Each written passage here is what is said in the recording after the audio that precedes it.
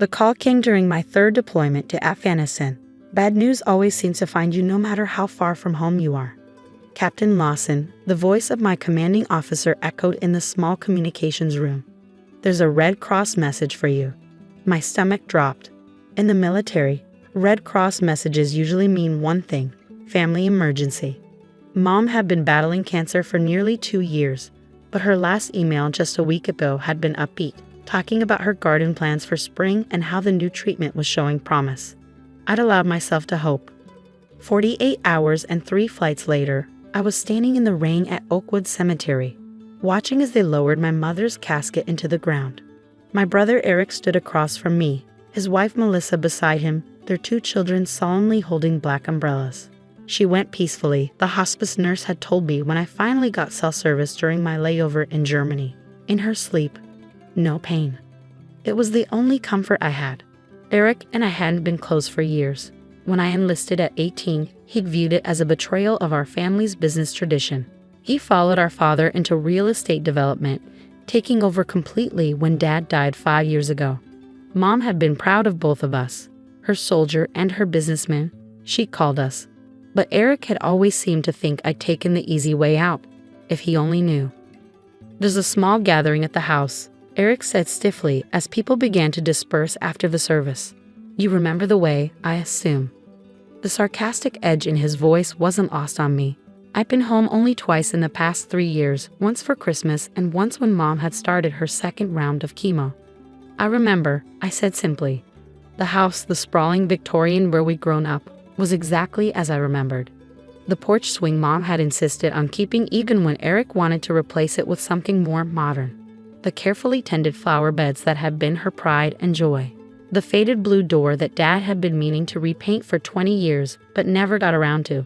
Inside, distant relatives and Mom's friends milled about, speaking in hushed tones, picking at catered sandwiches. I accepted condolences in a daze, my jet lag and grief creating a surreal fog around everything. Rain. I turned to find Helen Myers, Mom's best friend since college, standing beside me. Her eyes were red-rimmed, her hand warm as she squeezed my arm. She was so proud of you, Helen said. Showed everyone your picture whenever they visited. Her brave boy, she called you. I swallowed hard. I should have been here. Helen shook her head firmly. No, she understood your commitment. She wouldn't have wanted you to cut your deployment short, even at the end. I hesitated. Has there been any discussion of the will yet? I haven't had a chance to talk to Eric about arrangements. A strange expression crossed Helen's face. You should speak with Eric, she said carefully. Soon. That conversation came the following morning. I'd spent the night in my old bedroom, which was now decorated as a guest room with no trace of my adolescence remaining. Eric had asked me to meet him in Dad's old study, now his study, I supposed. Coffee, he offered as I entered. He was seated behind the massive oak desk, a manila folder in front of him. Thanks. I took the cup he pushed across the desk, then sat in one of the leather chairs facing him. Eric looked so much like our father it was almost uncanny. The same strong jaw, the same calculating eyes. But where Dad's gaze had always held warmth beneath the shrewdness, Eric's was simply cold. We need to discuss next steps, he said briskly. I know you'll need to get back to your duties soon, so I'll handle most of the estate matters. The hesitation before duties made my jaw tighten, but I nodded. I have 2 weeks of emergency leave. I want to help with whatever needs doing. That won't be necessary, Eric replied, opening the folder. Mom's affairs were fairly straightforward. The will has already been through probate. She set everything up months ago, knowing what was coming. I hadn't known that, but then there was apparently a lot I hadn't known. She left you her jewelry collection to give to your future wife, should you ever settle down. He continued, not meeting my eyes, and a sum of $50,000. The rest, the house, the family investments, her personal effects, she left to me. I blinked, trying to process this information. The house, she left you the entire house? Eric finally looked up, his expression carefully neutral. Yes. Given that I live here in town, have a family, and have maintained the property while you've been away, it makes the most practical sense. The way he said away, as if I'd been on some extended vacation rather than serving my country, made something harden inside me.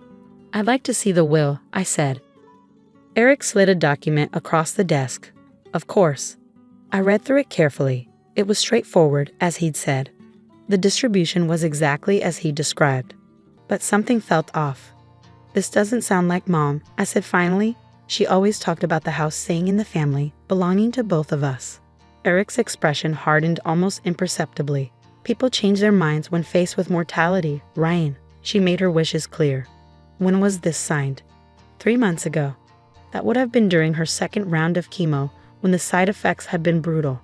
When she was on heavy pain medication. Was she of sound mind? I asked quietly. Eric's face flushed. "Are you suggesting I took advantage of our dying mother?" "I'm asking if she was clear-headed when she signed this. You know how the pain meds affected her." He stood abruptly. "This conversation is over. Mom made her decision.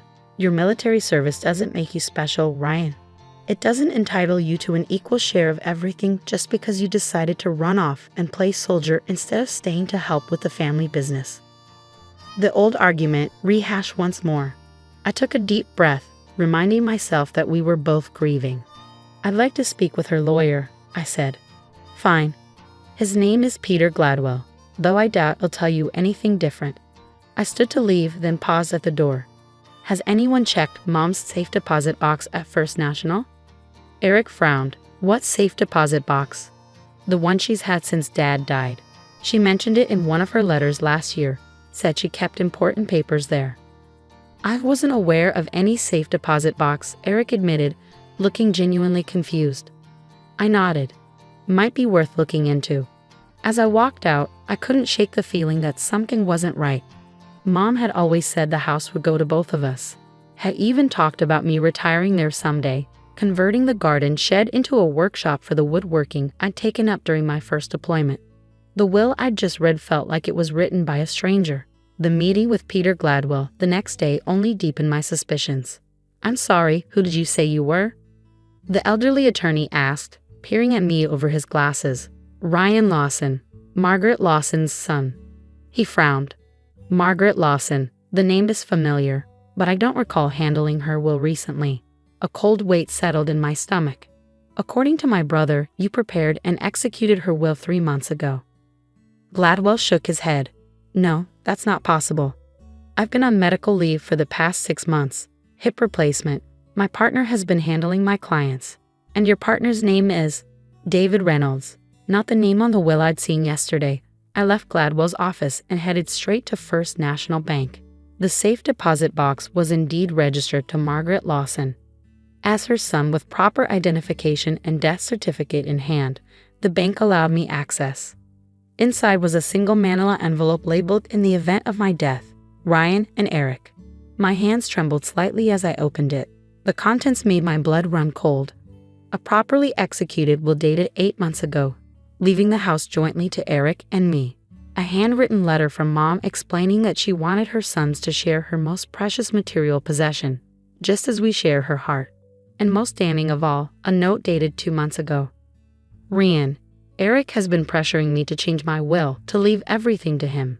He says it's because you're never here, but I think it's more than that. The cancer has spread to my brain. Some days are clearer than others. I worry that I might give in during a confused moment. If you're reading this, know that whatever will Eric might produce after my death, my true wishes are in the document included here. I've also sent a copy to Helen for safekeeping. I love you both so much. I only wish you could find your way back to being brothers again." Mom, I sat in the bank's private room for a long time. The evidence of my brother's betrayal spread before me. Anger, hurt, and grief warred within me. Part of me wanted to march back to the house and confront him immediately. Another part, the tactician trained by years of military service, knew that approach would only lead to denials and possibly the destruction of evidence. I carefully photographed each document with my phone, then returned everything to the envelope and sealed it again. I asked the bank officer to document that I had examined the contents but left them intact and not to allow anyone else access without contacting me first. Next, I visited Helen Myers. "I was wondering when you'd come," she said, ushering me into her cozy living room. "Tea. Did you know?" I asked as she handed me a steaming mug. "About what Eric was doing." Helen sighed heavily. I suspected. Your mother confided in me about the pressure she was under. That's why she gave me this. She crossed to a bookshelf and removed a large volume of poetry, opening it to reveal a hidden compartment containing an envelope identical to the one I found in the safe deposit box. She made me promise not to say anything unless you asked, Helen explained. She didn't want to come between you boys, even at the end. He forged a will, I said quietly, used a fake attorney name and everything. Helen's eyes widened. Oh, Ryan. I knew he was pressuring her, but I never thought he'd go that far. I need your help, I said, and I need to speak with a real attorney. Helen, it turned out, had a niece who specialized in estate law. Jennifer Myers agreed to meet with me that afternoon, reviewed the documents, and confirmed what I already knew. The will Eric had presented was fraudulent, and he had committed several felonies in creating and attempting to execute it. What do you want to do? Jennifer asked after outlining my options. We could bring criminal charges, or we could handle this more discreetly. I need to think about it, I replied honestly. That night, I drove past the house, our house, and parked down the street, watching as lights glowed warmly in the windows. I thought about the childhood we shared there. Eric teaching me to ride a bike in the driveway, me helping him build a treehouse in the massive oak in the backyard, Mom making Sunday pancakes in the kitchen, Dad reading the newspaper in his favorite chair.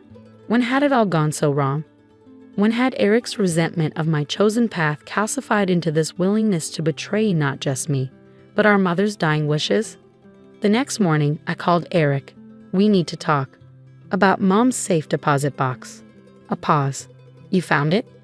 Yes. I think you should see what's inside. Meet me at First National at noon. He agreed, his voice carefully controlled. At the bank, I let Eric enter the private room first. The box sat on the table, already retrieved by the bank officer at my earlier request. Open it, I said. He glanced at me warily, then lifted the lid and removed the envelope. His hands were steady as he opened it, but as he read the contents, the color drained from his face. This is, he began, then faltered. Mom's real will, I finished for him, along with her explanation of why she felt she needed to hide it from you. Eric sank into a chair, the papers trembling in his hands. Ryan, I can explain. Can you? Can you explain forging our mother's signature while she was dying of cancer, creating a fake attorney, lying to me, your brother, while I was serving overseas? His eyes, so like our father's but lacking his integrity, finally met mine. You weren't here, he said, his voice barely above a whisper. You're never here. That house, it needs a family. Children, life, not some bachelor soldier who drops in every few years. That wasn't your decision to make, I said. It was Mom's, and she wanted us to share it. What are you going to do? He asked, and for the first time, I saw fear in my brother's eyes. I placed a folder on the table. These are your options prepared by my attorney. Option 1. I file charges for fraud, forgery, and attempted theft. You'll likely face jail time, disbarment from real estate, and public disgrace. He flinched. Option 2. I continued. You signed this affidavit admitting what you did but expressing remorse. You agreed to honor Mom's actual will, placing the house in both our names. You also agreed to buy out my half at a fair market value, allowing you to keep the house for your family as you wish, while compensating me properly. In return, I don't press charges. And if I refuse both options, he asked, a hint of his usual defiance returning. I leaned forward. There is no third option, Eric. Mom wanted us to find our way back to being brothers. This is me trying to honor that wish by giving you a path to redemption. But don't mistake my respect for her wishes as weakness. For a long moment, he said nothing. Then, slowly, he reached for the second folder. I need time to review this with my lawyer, he said. I nodded. You have 48 hours. After that, I go to the district attorney. In the end, Eric chose option 2. The negotiation of the buyout took several weeks, during which I extended my leave to see it through. We spoke only through attorneys, the gulf between us seemingly unbridgeable. On my last day before returning to my unit, I visited the house one final time. Eric was at work, the kids at school. Melissa let me in awkwardly, then disappeared upstairs to give me privacy. I walked through each room slowly, saying goodbye. In the garden, I paused by Mom's rose bushes. remembering how she tended them even in the late stages of her illness. "I tried, Mom," I whispered. "I gave him away back. The rest is up to him." As I turned to leave, I noticed a small envelope tucked into the porch swing cushion. My name was written on it in Eric's handwriting. Inside was a single sheet of paper, a deed to a plot of land just outside town. It had belonged to our grandfather, a beautiful 5 acres with a stream running through it. Dad had always talked about building the cabin there someday. A note was attached, "For when you come home for good." It has good light for a workshop. No signature, no apology, but perhaps, in its way, a beginning. 3 years later, when my final tour ended and I returned to civilian life, I built that cabin. Simple, sturdy, with large windows and a dedicated workshop, just as I'd always imagined. Eric and his family came to the housewarming. It was awkward, strained, the weight of the past still between us. But his son, my nephew, was fascinated by my woodworking tools, and as I showed him how to safely use a hand plane, I caught Eric watching us with an expression I couldn't quite read. "He has your patience," Eric said later, as we stood on the porch watching the kids explore the stream. "Mom always said you got that gift from her side of the family." She did. It was the first time in years he'd voluntarily shared a memory of our mother. He nodded, his gaze still on the children. "I'm sorry," he said finally, the words seeming to cost him great effort, not just for the will, for everything. "For not understanding your choices, for resenting you when I should have been proud of you, like she was." The apology, so long in coming, felt like the release of a breath I hadn't known I was holding. "We can't go back," I said after a moment, "but maybe we can find a way forward." Eric turned to me then, and for just a moment, I glimpsed something of our father's warmth in his eyes. "I like that," he said quietly. "I think Mom would too." As the sun set over the trees that bordered my new home, I thought about the document that had been in Mom's safe deposit box, not just her will, but her final hope that her sons would find their way back to each other. Some inheritances, it turns out, are worth far more than property or money, and sometimes the path to healing begins with a simple, unexpected truth.